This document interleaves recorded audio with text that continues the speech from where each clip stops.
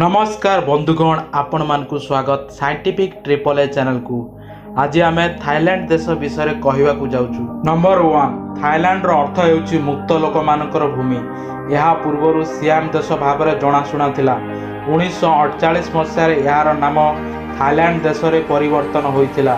Number 2 Thailand रो जातीय पताका प्रतिदिन सकाळ 8टारे उठा जाए एवं संध्या 6टारे यहाकू तळकू उल्हाई दियंती। नंबर 3 एठारे एक सांविधानिक राजतंत्र अछि। एठारे लोक माने सेमानकर राजा एवं रानी को भगवान परी पूजा करती। नंबर 4 थाईलैंड रो जातीय प्रतीक होछि गरुड़।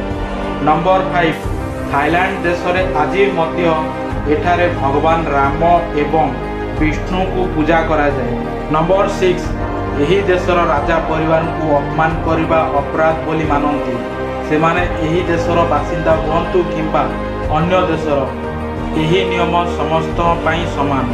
जदि अन्य देशर पर्यटक माने मध्य एठारे राजा परिवार को अपमानित करती किंबा समालोचना करती तेबे सेमानकु जेल जीवाकु पड़ी थाए। नंबर 7 थाईलैंड लोक माने किछि अंधविश्वास रे विश्वास करती किंतु एठारे थिबा लोक मानक भूत एवं आत्मा विषय रे एक अद्भुत विश्वास करती।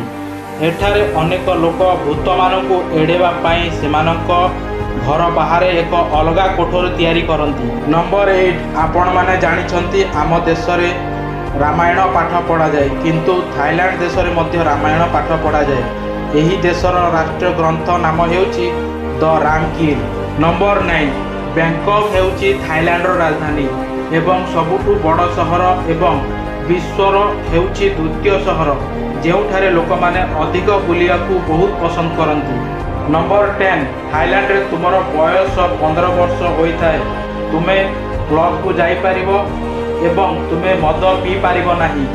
यह केवल तेबे संभव जेतेबेले तुमर माता पिता तुम सांगरे थिबे। नंबर 11 थाईलैंड देश रे 40 रु अधिक मंदिर अछि। एहिथिरु कोनोसी मंदिर रे आपण माने मंदिर भीतर को जोता पिंधिकी जाई पारिबे नाही। नंबर 12 थाईलैंड देशर लोक माने कपाल को निजर शरीरर सबुठारु पवित्र अंश भावरे मानती। नंबर 13 थाईलैंड देश रे बौद्ध धर्म लोक अधिक रुहंती। एठारे 94.4% बौद्ध धर्म लोक एवं मुसलमान जनसंख्या 4.6% रहंती।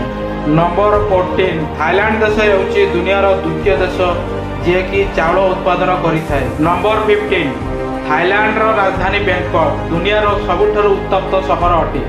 एठारे सबुठारु गरम मास हेउची एप्रिल।